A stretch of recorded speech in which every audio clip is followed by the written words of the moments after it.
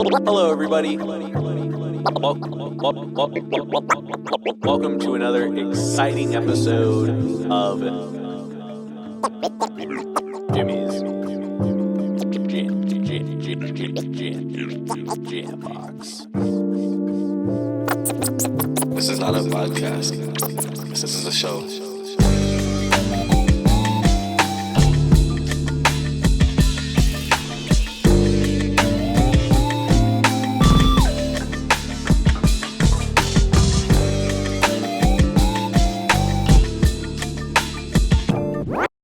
Hello, everybody. Welcome to another exciting episode of Jimmy's Jam Box. We're back for another Seattle adventure, and we are here at the Seattle Drum School. We are so thankful to be here. They've been very accommodating, but we're going to talk with them more a little bit later in the week. Today, we've got a guest, and here they are.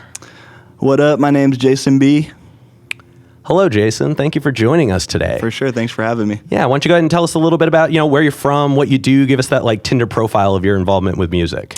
All right. I'm based out of Olympia, Washington, and I like to do a little pop grunge sound. Just always doing shows, always putting out music, all the good stuff. Hell yeah. Hell yeah. What got you into music initially? When I was a kid, my brother has always been in a punk band.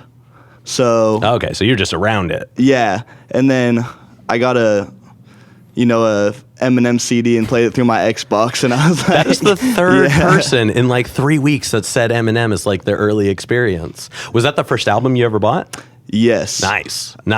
Yep, and then Green Day. That's the second one. There's a pattern up here. I wonder if it's in the water. It's those 2000s. We'll have to look into it. I think Seattle really liked both of those artists. For sure. What was oh God, man, you answered so many questions in that one answer. That's awesome.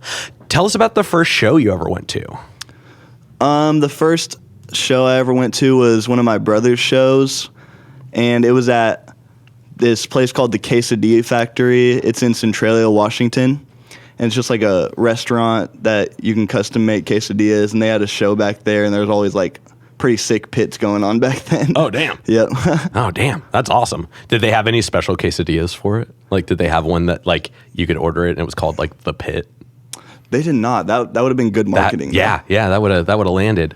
Is it still around? It still exists, but there's no more shows there. Oh, no. Yeah. Do you know why? Did they just change owners, or was there a moment? I honestly have no idea. We'll have to look into that. Anybody at home, if you know, let us know. All right, now let's go ahead and let's dive into you as a musician a little bit. Let's get to know you a little bit more there. Describe your process. How do you go about putting a song together? Do you have a space you do it in, or an approach, or people you like to work with specifically? How do you go about making music?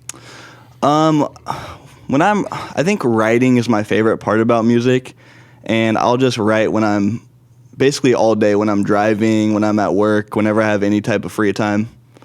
When I'm going to sleep, I'm thinking of lyrics usually. Perfect. When it comes to putting lyrics together, do you like to go more topical? Do you like to go more metaphorical? How do you have an approach, or is it just when the words hit you, they're there? I like to go with the vibe and then with a topic that fits the vibe. Okay. I would say. Yeah, that makes sense. That makes sense. And then out of your entire discography, all the music that you have out so far, what song do you think represents you best as an artist? I would say I recently went through a name change. I used to be called Kid Bass, and then I started going by Jason B. Okay. And I put out a 4-song EP called Diagnosis, and I think all those songs just represent me. Hell yeah. Well, y'all definitely go check that out. I assume that's on all platforms. Yes, sir. Nice. Now, tell us about the wildest show that you've ever played at, or just your most favorite, either or both if you've got two stories locked in. My favorite show that I've ever played at I got a friend named Jaden F. He puts on a lot of shows, and he calls it Rage Nest. Basically just gets a bunch of artists, probably about 15 artists, and there's always crazy pits going on. Okay. Yeah, and I like to see that at a rap show after coming from a punk background. Yeah. That, the line between the two is definitely starting to blur, especially like in the Pacific Northwest. I feel like there's a lot of that like crossing over. Yeah. When did you think you noticed that happening more up here? So I've kind of like I said, I've always been around the punk scene, but recently, I used to listen to punk music as like a middle schooler, and then people would be like, oh, what kind of music are you listening to? But now that's the popular thing. Everybody's listening to like grunge music, like Deftones and all that kind of stuff. Hell yeah. Yeah. Now, let's jump into some hypothetical questions. All right. If you could work with any one artist or member of a group or band that's currently alive, who would it be? Can I say two? Yeah, go for it. I gotta say Dominic Fike or Haley Williams. Okay. In the future would be crazy. Somebody said Dominic Fike on yesterday episode. That's man, there's a lot of congruencies of this experience. Dominic Fike's a great choice. Haley Williams would be a great choice too. They are definitely she's still putting out a lot of energy. Like her performances now do not lack. I think she's only gotten better. Yeah. I was actually like, I was kind of like binging Haley Williams' performance, I was binging her performances yesterday, and from like the start to finish, and they've gotten better. Yeah, I think there are definitely some artists that like as time progresses, they just lean into becoming better at the performative elements. For sure, and she is definitely one of them. Now, subsequently to that question, who is a local artist that you're aware of that you like haven't gotten to connect with that you would like to, either to like work on something with or like, be on a show together, like somewhere along those lines? Let's see. I'm pretty connected with a lot of artists, but I would say that who I haven't got to work with yet would probably be John Mercer. He's one of my favorite artists. Oh, shout out John. He was on last week's episode. Yeah, I love the pop punk stuff. And I think it fits my sound pretty well. Hell yeah. And then also a guy named Noah. He's from Seattle too, and I like his music a lot too. Nice. Yep. Nice. If you could play at any one venue, and it doesn't have to be a venue specifically, it can be anywhere in the world, it would automatically work. There'd be power, there'd be a crowd, nothing would be unstable. But if you could perform anywhere in the world, where would it be? That's a great question. I got to think about that for a second. Yeah, go for it. Maybe like in New York on top of like a big skyscraper or something. Maybe that would be cool. Okay. But you're so close to Madison Square Garden. No, I'm kidding. And if you had to pick a different genre, like a different style of music to perform other than any of the ones you play now. So if you had to like move to something completely different, but you would be equally competent, what do you think you would move to? Definitely not country, but maybe like, okay. Let's see. I do a lot of rap and rock, so maybe I'll just be a pop star. Maybe that will be. Okay. Just getting on the front of the stage, just throwing out those moves. Yeah. Yeah, making Britney proud. Now, we got through these pretty quick. I don't want to end this interview quite that soon. What is something kind of about this area that you think stands out to you that's really positive? What do you think is a movement or an influence in music? I usually don't touch on a lot of like community questions, but I'm just kind of curious, what is it about, what about here do you love most about the music scene? In the Pacific Northwest, I don't know a lot about Portland, but from Olympia to Seattle, I know a lot of artists that have just been like grinding out music recently. Like they'll put out music every week, and then the show culture for kind of like the rap rock mix has gotten like very active within the last year. Okay. So a lot of artists who have never met each other in real life are coming together, doing shows. Gotcha. Hopping on each other's songs, just supporting each other. Well, that's awesome. Yeah, there's a really interesting like community approach for that as well in like the Portland area. I think that people are starting to kind of like spread out a little bit, and that's nice. I think that like collaboration is such a powerful element of music. Like sure. you go back and look at you go and look at like some of the like bands from back in the day where like some of their members would go off and like make new bands, and then like even though those main bands are still the big ones, there was just something about those like super bands, and I think that that's an approach that hasn't really happened in a long time. We haven't seen a lot of like super bands come out in a while, and I think that because they've been gone so long, it's probably time for new regular and up and coming and like, you know, established people to create the new round of super bands. Yeah, for sure. So it's such a silly term, but that is definitely kind of the thoughts on it. Now, as a musician, there's no threshold for like perfect. Like, you know, there's no like true, this is 100%. How do you go about measuring the success of a song for you? Like, do you feel accomplished if it like hits the message? Do you feel accomplished if it hits a million plays? Like, what do you do? What do you think decides like the music's goodness? So I think it really depends on the song you're putting out. So like I said, recently I've been doing a lot of rock stuff. So as long as people can like feel the lyrics and then want to like, you know, like dance, like do a skank dance or whatever. Okay. You know what I'm saying? So would you say crowd response then? Yeah, crowd response for sure. And then with like more personal songs, like if people, even if one person hits me and they're like, man, I really felt this and like this did something for me when I was listening to it. Awesome. Right. Awesome. Okay, cool. I mean, that's definitely the reason to do it. You know what I mean? Yeah. I think that like not every song has to have a message like presented, but the reception of a song is really kind of the I've always felt like that's kind of the biggest part of it is how people can like come and enjoy the music. Yeah, I think substance like within lyrics is very important too. Now, oh, go ahead. Sorry, I didn't mean to cut you off. I think people have been, because I'm not going to lie, there's been an era of like rap where, you know, I'm not enjoying, I mean, I'm listening to the lyrics, but I'm not like feeling it personally. Yeah. And I think that's kind of coming back a little bit more. There's definitely like a shift in attention on music, like dialogue right now. And I'm curious to see where that goes in a few years. Right. Now it seems to me like you're somebody who focuses heavily on lyrics. Yeah, I'd say that's my main thing in my songs is wanting to have this like, you know, good lyrics. Well, then I imagine that's the same for like when you're listening to music. Is that like the thing you focus on? I like to have songs that like, I mean, obviously the music has got to be good. Yeah. But like when you're listening to a good song, are you like focused on the words or do you like pay attention to all of it? Definitely pay attention to all of it, like the instruments too. But Okay. the good lyrics just like do something different. Gotcha. For sure. Cool. Yeah. See, like I said, I'm the opposite. For me, it's like the foundation is got to be like the biggest thing, and then like at the very end, when I've listened to the song like 30 times, I start figuring out what the words were. Right. What are your thoughts on like vocal melodies, vocal layers? Like when performing, do you like think that like vocal backing tracks are an option? Like how do you like to approach just like the way your voice sounds?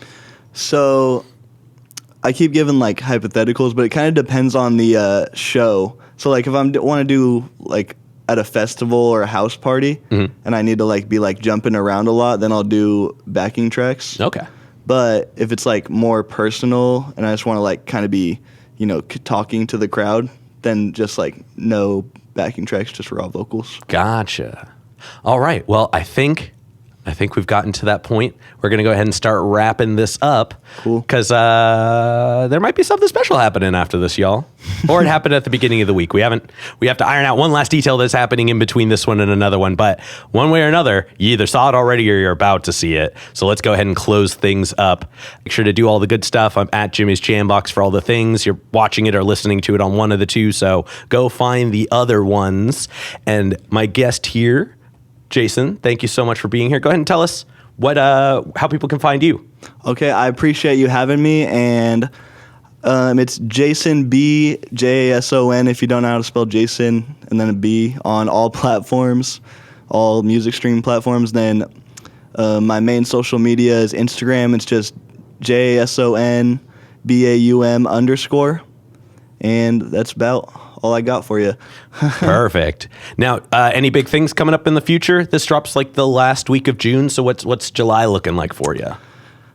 Okay, well, I guess we'll announce. I have announced it already, but putting together a festival to that the entry fee will be canned food or clothing for people in need, and we'll just donate it all. And we'll have about 20 artists, 12 vendors. Nice. That actually, Jason plugged it on his episode a little while back. Feed the People. Sick. But which actually, pretty sure Jambox is going to be there for y'all. So get ready for that. That's coming up pretty soon by the time this episode drops. All right. Now I've got one last question for you. But before I do, let's go ahead and do any shout outs, any plugs, anybody you want to put on while you're here. Now's the time to do it. Let's see. I feel like I don't get the opportunity to do this a lot, so I guess I'll just shout out my mom, Nice, and my dad, and my girlfriend, and my dog, and some of the homies, all the artists working around this area, and also shout out Born Dead Entertainment for helping me do some cool stuff. Definitely a friend of the show. Yep, helping me get on this interview, helping me put together the Feed the People Fest, and that's about all the shout-outs I got for now. Hell yeah. All right, well then we've got one last question, and this is definitely a crowd favorite. What is your guilty pleasure song? Or at least a guilty pleasure song. A guilty pleasure song. Man, that's a hard one. Think of it as like when you put it on, everybody else is like, oh, geez. But you're like, no. It's just too, like, I don't care. We're doing it. Let's go with I Kissed a Girl by Katy Perry. Somebody already said that. Yep. Yeah. Wait, was that somebody this week, Cameron? Or this weekend? I think somebody said, man, there's so much congruency in this weekend. It's exciting. Let's also go with Sweet Caroline, I guess. Perfect. That's, yep, okay. See, that's like, man, that's kind of a hype song, though. Definitely a good one. The bomb boss get me every time. Right. I slam my hand on the table. Yep. No matter where. Yep. I'm in a restaurant, the table's shaking. Yep. You know? Yeah, don't be listening to it in class. Yeah. All right, everybody, we're going to go ahead and get up on out of here. This has been another exciting episode of Jimmy's Jambox. I'm Jimmy. I'm Jason. And we're signing off. Later, y'all.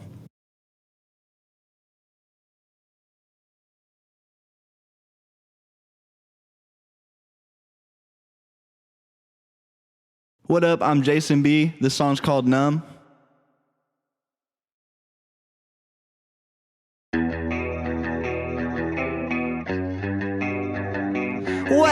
Way.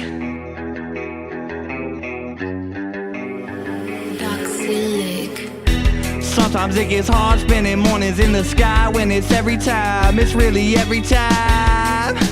I can barely open up my eyes. Hey. I hear them talking when I'm walking, say they worry about her, say they worry about a kid. Tell me, do you ever wonder why? If I could be out the substance right now, then I really would. Must be the chemicals or something keep me feeling good. I feel great now, laid back and stay that. They hate that kid. If I could wake up already in the cosmos, my body's stolen, I'd be rolling with my eyes closed in the starlight surrounding my headspace. I'm already numb, I feel great now. Couple few of these, maybe two of those, and if he take a couple more and make him doze off. Wait, and it feel like he's living the dream. He's all sedated up. As I arrived, I thought I saw you leaving. Where you headed to? Decided that once again I must be dreaming. If I could be out the substance right now, then I really would. Must be the chemicals or something keep me feeling good. I feel great now, laid back, I stay that, they hate that. If I could wake up already in the cosmos, my body's stolen, I'll be rolling with my eyes closed in the starlight surrounding my headspace. I'm already numb, I feel great now. Wait, I said I'm already numb, I feel great now. What? 1, 2, 3, 4. If I could be out the substance right now, then I really would. Must be the chemicals or something keep me feeling good. I feel great now, laid back, I stay that, they hate